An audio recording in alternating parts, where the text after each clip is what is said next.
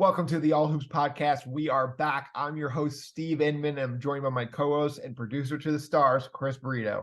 This is our final show before the NBA regular season kicks off Tuesday. So Chris and I are going to break down the Western Conference. And then after that, we're going to make our awards picks for the season in what should be an amazing NBA year.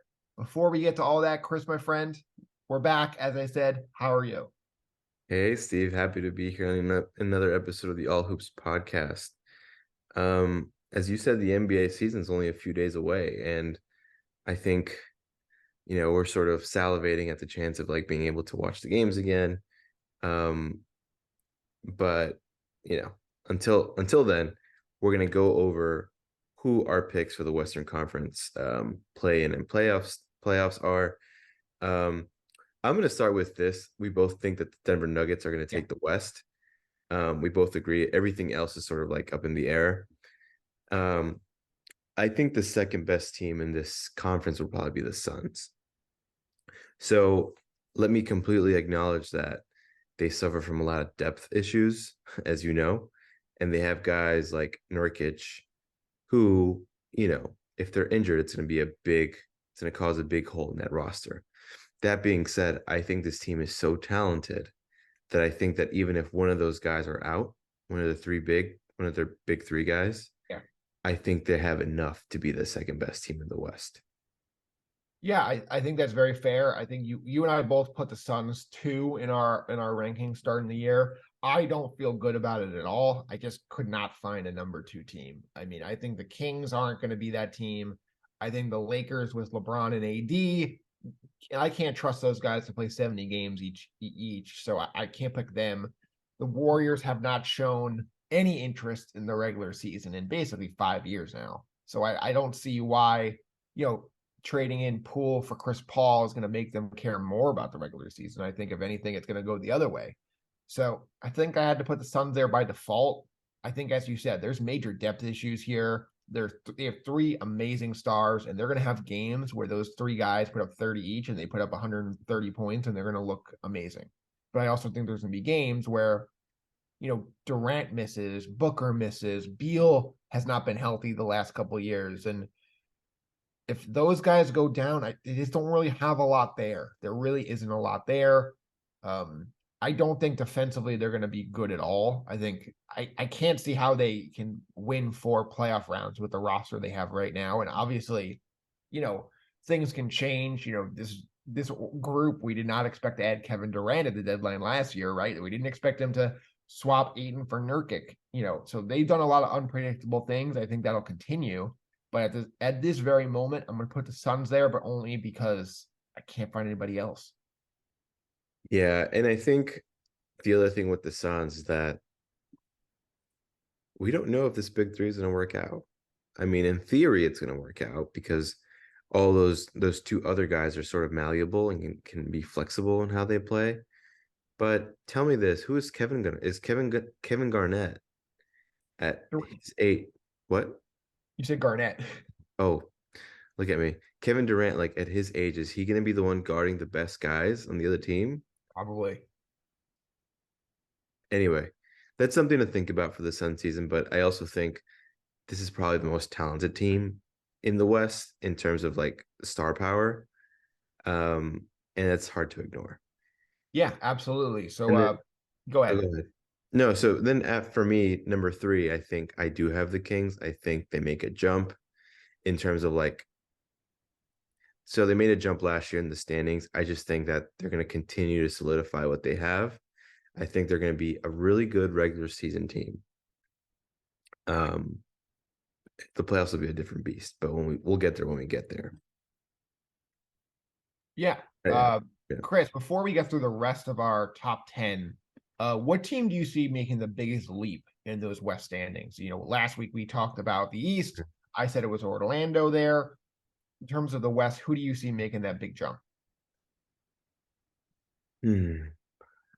This is tough. I think leap is such a like relative word, but I think the Mavs probably make a jump back into the playoffs. Okay. Just because the Mavs, it seems to me that Luka took this offseason very seriously. He has a number two now in Kyrie Irving. I think they're going to be a team that will finally get their ish together, and I actually think Luka's going to have an MVP season, but we'll get to that later on. Yeah, I think that's reasonable. Obviously, as Knicks fans, we're rooting for them to fail because we have their pick, but we're not rooting for them to fail completely because it's a top 10 protected pick. And we don't want to happen what happened last year, which was they tanked that last weekend, got to that 10th pick, and the Knicks got nothing to show for it. So hopefully they're in that play-in mix versus top of the West or bottom of the standings. So it's a very dangerous fine line there for us Knicks fans. In terms of my team, I'm going to take the Thunder. I think this is the time. This is, they have one of the best players in the NBA already in Shea Gilgeous-Alexander. I still love Lou Dort, Jalen Williams. They have both Jalen Williams. One of them looks like he's going to be a guy who could potentially make an all-star team or two. And then the big guy, Chet Holmgren, looks unreal, Chris. And it's really going to come down to health with him. Obviously, he's very, very skinny. Is he going to be able to hold up for the rigors of an NBA season? I'm holding out hope, yes. So I'm taking the Thunder. I think they're making noise. I think this is a team that's going to really impact the West. It's funny because last week when we said Orlando, I said they're making a big leap up to that number one play-in spot, that 7 seed. I think the Thunder are going to do the same thing. I think they're the 7 seed. I think they're going to be great. Shea is going to be a guy who's going to be must-watch TV. So is Chet, and they have so many interesting young wings. And again, this is a team that has not been that bad. Like we think of them as like, oh, like they're in the top of the lottery standings every year because they're like 20 and 22 every year. And they go, what's the point of being a 10 seed? What's the point of this? Let's just bottom out. Shea, you're going out with an injury. We're not going to rush Chet back. We have no reason to try. I think this year they feel like they have a reason to try. I think this is going to be a really fun, entertaining young roster that's going to make the playoffs. Yeah, I see that. I completely see that. I think my only concern with the OKC is how they deal with the other teams in the West that are like a little bit more veteran savvy, but Yeah. it's part of the growing pains. Absolutely, for sure. So Chris, why don't you tell us the rest of your top 10? Sure. Nuggets, Suns, Kings, Warriors, Lakers, Mavs, Clippers, Pelicans, Oklahoma City, Grizzlies as my That's playoff your 10. Yeah. and play-in teams. Yeah. I think part of the reason why I have Oklahoma City is so low is just because of the reason why I said. Um and then I'm actually giving the Pelicans a little bit more of a boost here just because I think that when Zion was playing with the Pelicans a few seasons ago, that team was like a top 4 team. I just worry about his health long I'm term. definitely not a big Timberwolves guy at all, but I Mhm. noticed you didn't put them in there at all. So is that an omission? Did you forget, or you think they're just not a top 10 team? Which is fair. I to be honest with you, I forgot about them, Where would you put them? but at the same time, I think if I had to make a choice, I'd probably put them as the 10th seed. Okay. So I'm not Grizzlies. I'm not very confident that the Grizzlies can be a team that's gonna be a sniff to playoffs or play in. Yeah. Mostly because of Ja. Ja is going to be out for the amount of games he's going to be out for, and I think that's going to be tough to recover. And to me, this team isn't really like a playoff team. I think we even with the loss of Tyrus Jones, like Yeah. No, I think that's a you great know, point. Like the last couple years, the Grizzlies have been really solid without Ja. Like last year they were 11 and 10. The year before they were even better.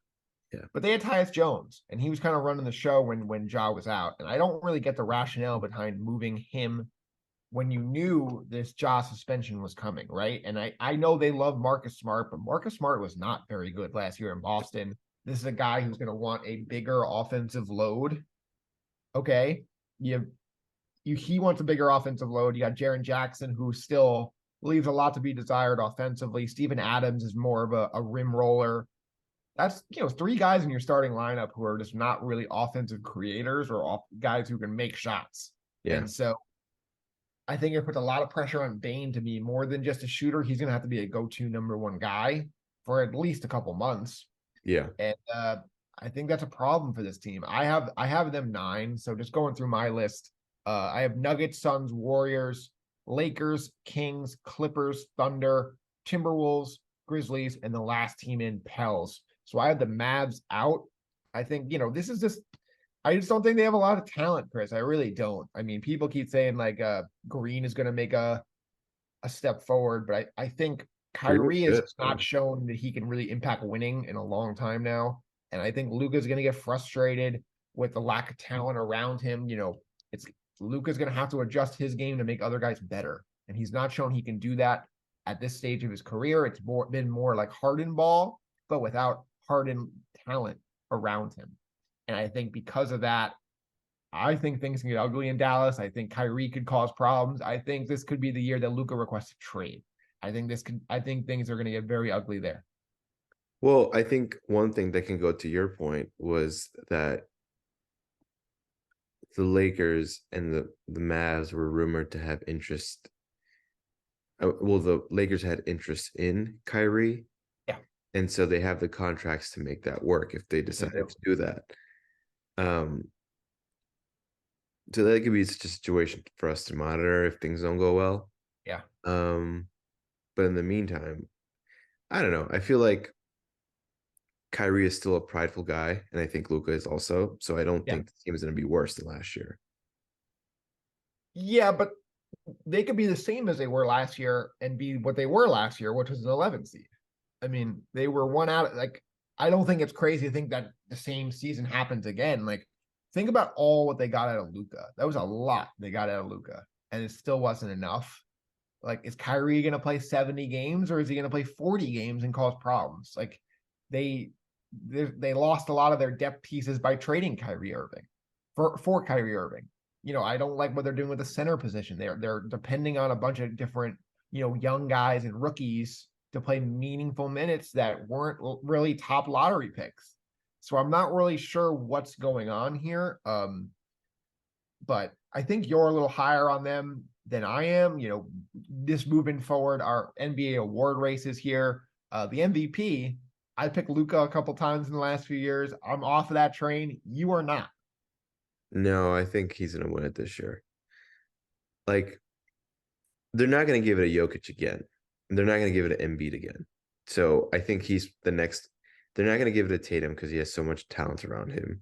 Okay. And those three other guys are on the top five or top 10, whatever. Um, and just Luca has like the most to prove here, right? Is he one of the best players in the league? Well, okay, Yes, sure. for sure he is. For sure. No, I think that's fair. The reason why I'm picking Joker over Luca is basically because Luca, there's just not enough talent around him. And if he's the best player in the NBA, and if he does what you think he will do, which is carry this Mavericks team to a 6 seed, I just don't think they really give MVPs to 6 seeds. I don't think they'll do that. I think that's really hard to do. So like with Mhm. Joker, I think people kind of regret not giving him that third MVP after seeing what he did in the playoffs. I think people think, wait, we thought Embiid had a better year than Joker, and I think because of that rationale, I think if he's even close to what he did last year, I think he's going to get the award. I think there's a reason why he's the favorite for the award, and I think he's the best player in the sport. And I think people don't want to pick somebody over him unless they give him a reason to. That's fair. And listen, if Jokic gets it, like more power to him. He's the Yeah. best player in the league right now, and I don't think it's like no one's touching that right now. Um, my only thing with Luca and like, sure, you mentioned the 6 seed, but I think what makes this different, this Western Conference different from years past, is that it's listen, 1 through 9 or 10, those are all like really strong playoff teams. They are. It's like a different beast, I think. It's not like the East where it's like you kind of know who the top five teams are, and then the rest is like you don't know. Yeah, absolutely. That's my only argument for why I think even as a 6 seed he could win, but you could be right. I mean, if Jokic wins it, like I would not be upset. Yeah, no, I mean that's definitely fair. I wouldn't be upset if Luca won it. It would be nice to see him get some recognition out there. Although secretly, I am waiting for them to implode because guess who's going to be the number one front runner to acquire Luka Doncic in a trade? You're going to hear about the New York Knicks. So I'm rooting for that to implode. I'm rooting for the Knicks to get that number 11 draft pick next year from them. Moving forward, though, Chris, rookie of the year, we have some amazing candidates. And believe it or not, one of those candidates has been in the league now for is his second year. And that's Chet Holmgren. I'm taking him. I like it at plus 500. He just looks amazing so far. I think, being able to take that year off and just kind of bulk up a little bit, be around the team, kind of learn the NBA lifestyle. I think he has a pretty good understanding of what he is needed from him this year. And I think also compared to the other rookie of the year candidates like Wemby or Scoot, I think his Thunder team is going to be pretty good this year. And I think because of that, them going from a just outside the play-in team to a legit potential playoff team, the only real addition they made was adding him. So I think for voting standpoint, people are going to think he's the missing piece. And I think that's why they're going to give him the rookie of the year. Listen, I think it's a really strong argument. I mean, I could honestly go him or Wemby. Yeah. Wemby's gonna be my pick for our podcast. Yeah.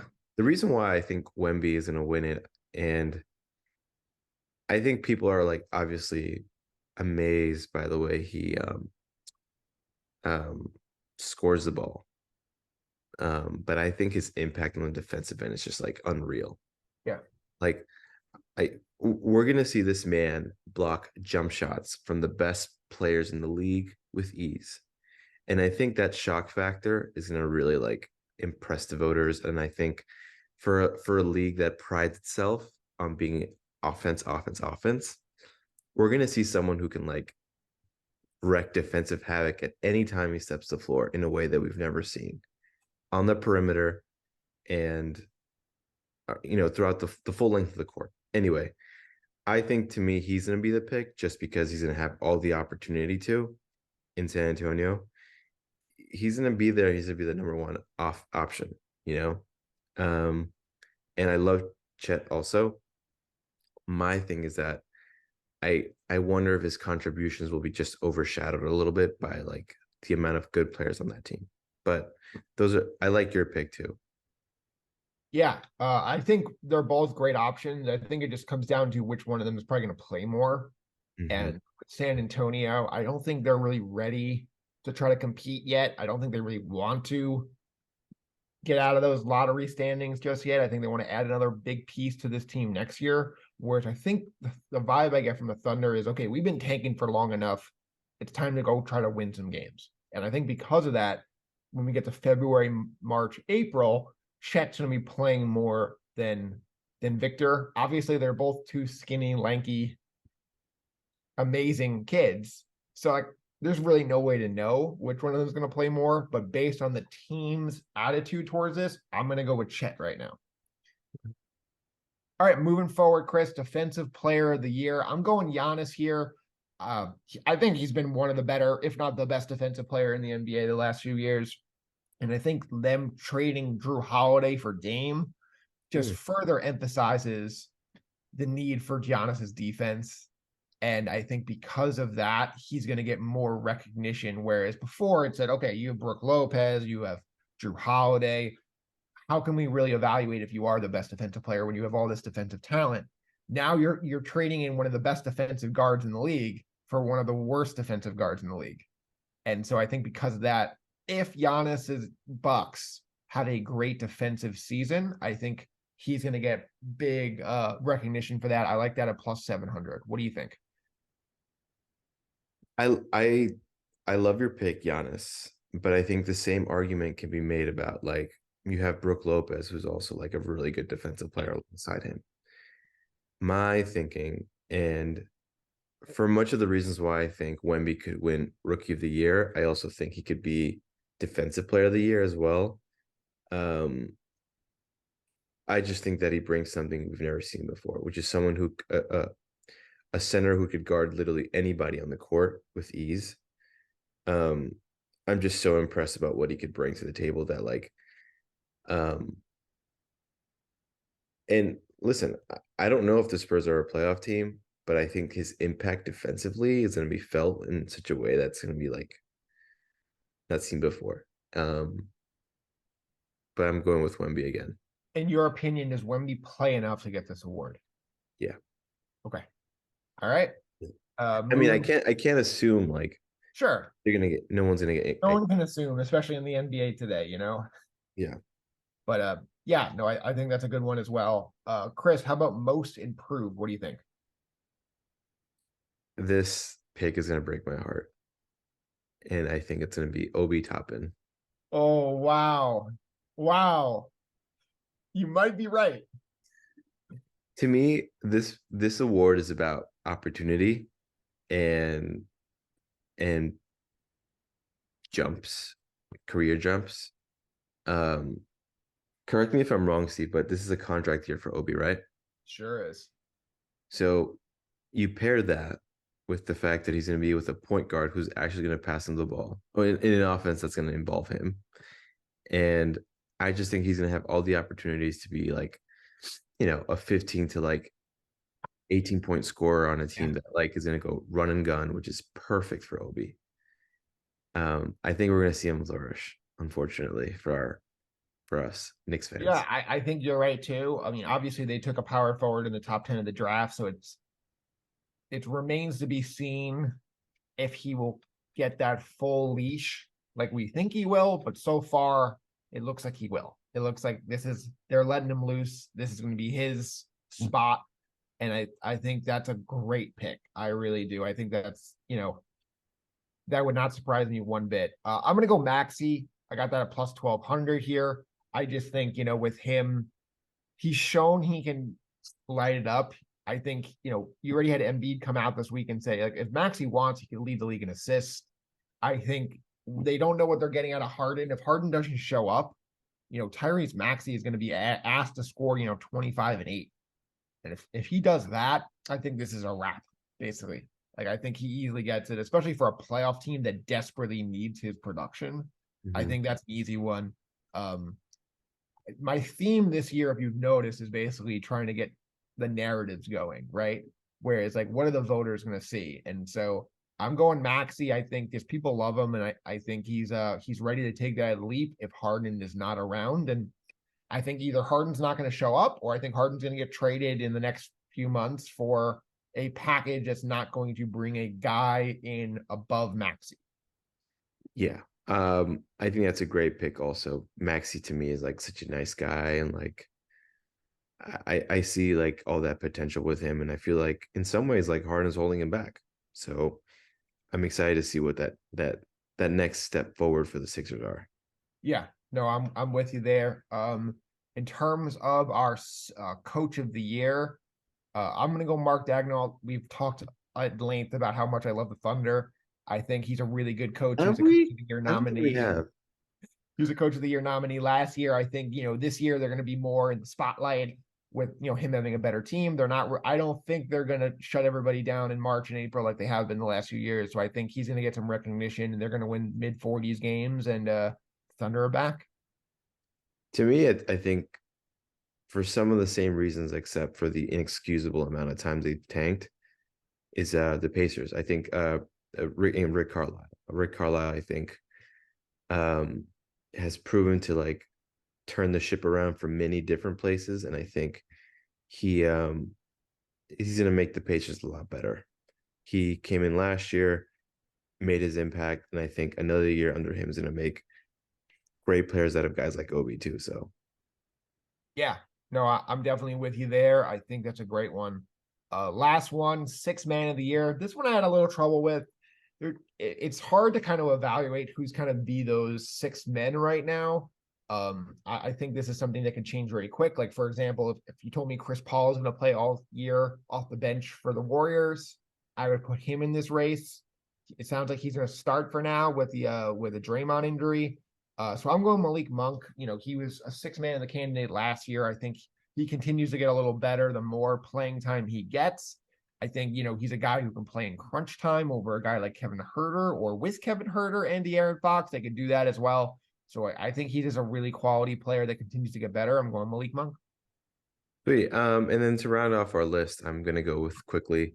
Quickly was basically the number two guy on that sixth man like finalist sort of category. Yeah. He should have won it last year, and I think again, this is something I evaluate on under the schism of like opportunity. Quickly, if the Knicks don't give him a contract before the season begins, he's going to be in a contract year, so he's going to play better Yeah. in theory. Should I, the Knicks give him that contract? We were going to yes, get they to should. that. They should. They should. They Well, should. how much you want to give him? 90 million to me sounds like a fair number. Okay, so let's just say he goes, I want 110. I want a little bit more than Brunson. What do you do? I think I still do it. You still do it. See, I don't. I this I hate paying players. I don't hate paying players. I don't think he's really earned that money yet. I mean, if you look at his year, it was a nice year, but like it wasn't anything spectacular. Well, I think you want to make the effort to like protect the core that you've built, right? Okay, so let's say we let go of quickly now.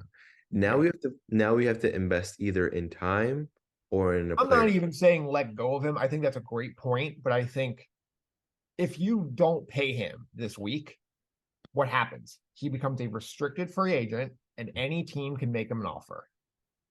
Is a team going to come in over the top and give him $140 million? I don't think so. We don't And know if that. we don't know that, we don't.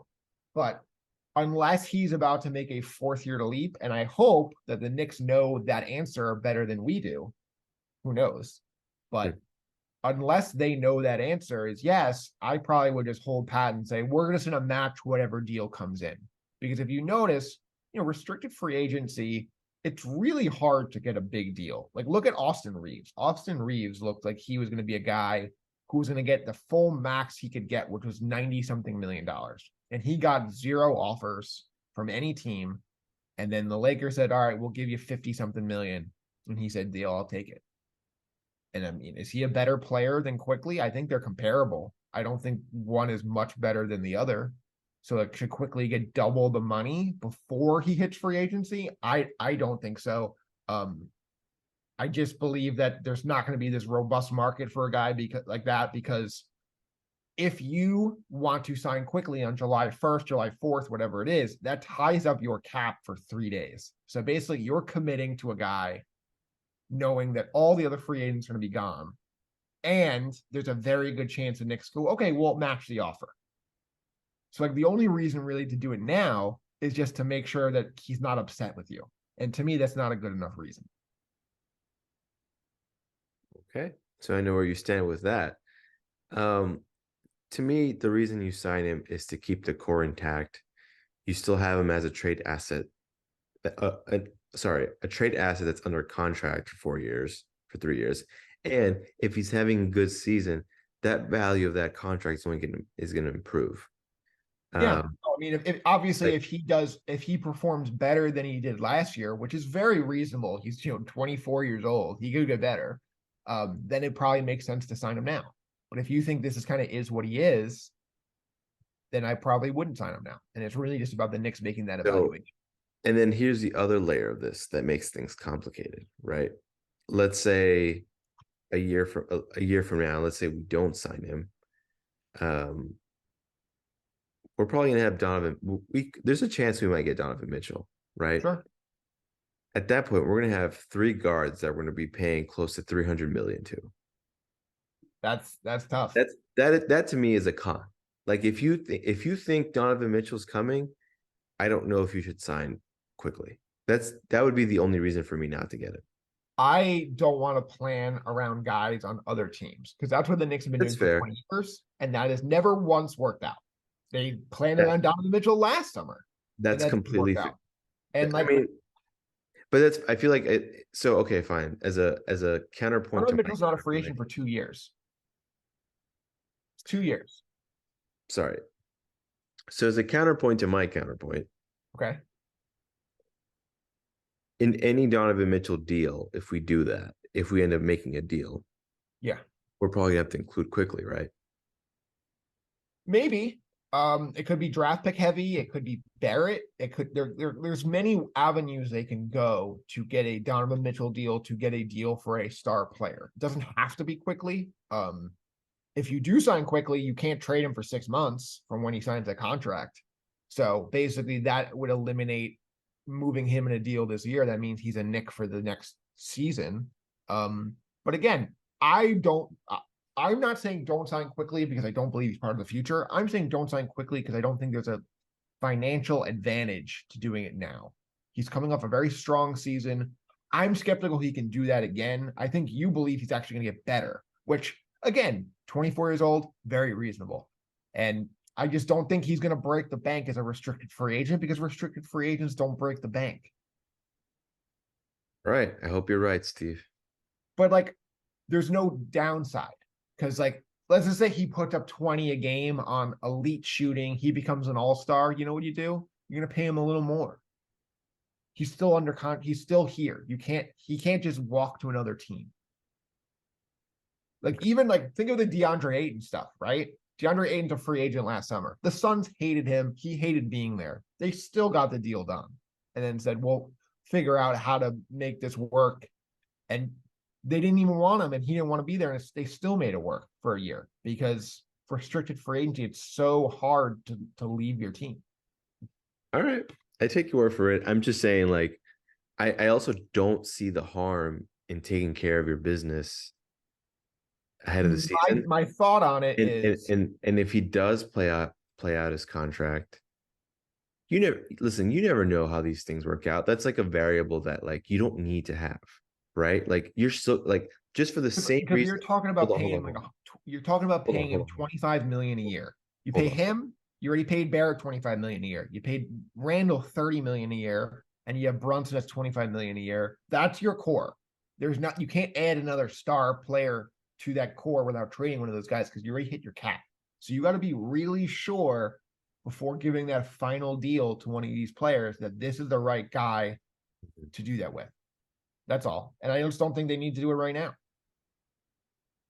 Go ahead. I think we disagree on that. My whole point with quickly is that like I think you make a big point about feelings, about like, oh, he might get offended. But I think this is a league still that values like that sort of thing. And I think the Knicks have actually done business correctly for like their mostly correctly for the past few seasons. Yeah. So listen, if it were my choice, I would sign them before. I also understand the point of like overperforming and getting a more expensive contract and like or just hoping for the best next season. I get both reasons to do it. Saying if I were to do it, I would just do it now. That's it. Yeah, no, I don't think that's unreasonable. I just kind of think of him as a player who's like in that 6-man, nice scorer, good defender, Eric Gordon a few years ago. He's our Jordan best plus minus player though. Like I think yeah, he brings a lot of intangibles that like a lot of the Knicks don't have. I mean, yeah, he's the only guard on our team that could give you 20 points any night and also guard the best guard on the other team. Like, yeah, no, I think that's very fair. And again, just to be clear, I do want him around long term. I just sound like it, but whatever. Okay. I mean, if you told me he's going to take 4 years, 80 million, he's going to take a discount to sign now for the long-term security, which is what I believe contract extensions used to be and they're supposed to be, then I would do it if you're going to get a discount. But it doesn't seem like you're getting a discount. It seems like you're going to have to pay a premium to make sure that he's happy. And to me, that doesn't really make sense. Like the player should be taking slightly less, not a ton less, 10% less to get that financial flexibility before his season. What if he gets hurt this year? And then now he's going from a 4-year, $100 million deal to what, 1 year, 8 million? Something along those lines. Like, yeah, that's true. The risk is all on his side. It's not on the Knicks side because they can keep him as long as they want to, the way it's structured. So I just don't see the incentive unless you're telling me he's going to cost so much more next summer. And I just don't believe that. Okay. So yeah, it's a very good discussion, though. I mean, I don't think there's a wrong answer because we just don't know how he'll play this year. But Chris, I love it. Our awards, we're going to put these. I'm very excited about always putting that graphic together to put it on social in the next few days of our award race and see what people think. Just get into our final thoughts here before we wrap up the show. I'm a little concerned. There's still no word on this Harden situation. No one seems to know if he's going to play, where he's at. He kind of showed up to camp and then disappeared. for the third straight year on our dynasty, keeper league fantasy team. I still have James Harden. I've not been able to get rid of him. I tried to offer you him for Sengun, and you laughed at me, which is probably fair. How do you see this playing out? I think with every passing day, Daryl Morey loses leverage in the situation. I think you don't want to go into the actual regular season and have this disgruntled player on the team. I mean, he got away with it with Ben Simmons, but I feel like you can get away with it with Ben Simmons because he's a younger player who could at least provide defensive intangibles. Like the problem, and okay, fine. Like he was going through a mental lapse and some back issues. Harden is a certified problem child, no matter where he's gone. He got out of Houston, he got out of the Nets, and now he's trying to get out of the 76ers. Like Yeah. on some level, your reputation does carry some weight. And I don't know if any organization is going to go through hoops and ladders to make a guy like that happy. So if you're them, do you just take the Clippers them deal as Sixers? as a Sixers? Do you just take Norman Powell at a first and basically thank the Yes. Clippers? Yeah, I do too. Yes. I do too. Yes. I would take that deal and run away. Right. Yeah, I might almost say for Norman Powell straight up and just do it like that. I think, But just also, I such think a I feel mess. like the Clippers are ridiculous for not including Terrence Mann. Like Terrence Mann is not gonna. He's an important player. Don't get me wrong, but he's not going to be the difference here. He shouldn't be the difference here. Right. No, I think that's fair. It sounds like the Sixers are saying basically from the reports they would take a first round pick, a first round pick swap, Powell and Terrence Mann. That's what they're looking for. And basically, the Clippers saying no, we're not going to make Mann part of our offer, and just Morey doesn't think they're serious about making a trade. And I think, as you said, now this is going to start getting into the regular season. People are going to start talking about this. People are going to say, "Where is he? What's going on?" And Like I just like for me, and I feel like for the health of the NBA, this is not good. Like no, we don't need to talk about another hypothetical player being traded for the first 30 games of the season like we did last year. it's Like just concerning because this is not a top 5 player anymore. This is not a top 10 player anymore. But he's treating himself as if he is, and he opted into this deal. Like if you told the Sixers like in June, I'm opting out, I think they'd be like, okay, cool. Good luck in Houston. Good luck with wherever you're gonna go. We'll go trade for Brad Beal. We'll go do the Damian Lillard deal. But now they have no options. They really have no options to replace his scoring. And I think they're in big trouble here. And I think their best hope is just to get out of this headache. And I think it's gonna drag on. yeah, which is a shame because James Harden, incredible player, incredible You can still scorer, play. He's not a top 10 player, but you can still play at a high level. can still play at a high level. Um, I don't care what the resolution is. I just care that there is one.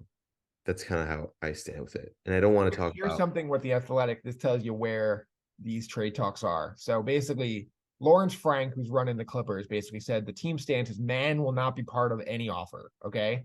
Morey, those people say, expresses disbelief and accused the Clippers of being quote unquote unserious about getting a deal done. He even quipped that they should just trade Clipper star Paul George for Harden if they were so determined to keep their lesser assets, a request that was immediately denied. So like I this doesn't sound like it's anywhere close. Everyone assumes he's gonna end up a Clipper, but like this seems like the Dame to Miami thing, but with more animosity. Yes. And also with the whole Daryl Morey thing, like it reminds me of our good friend Kieran in fantasy football trade talks. Unserious is the way I would. Unserious. It's the best. Unserious. So yeah, that's our show. Thank you so much, Chris. Thank you to our Thank you, amazing Steve. watchers and listeners. On YouTube, Spotify, Apple, everywhere. We are back NBA season. I can't wait to talk real basketball, and obviously we'll be back even sooner if James Harden is traded in the next few hours, but not expecting that. That's going to do it for us, and we'll be back next week to talk NBA action. Bye, everyone.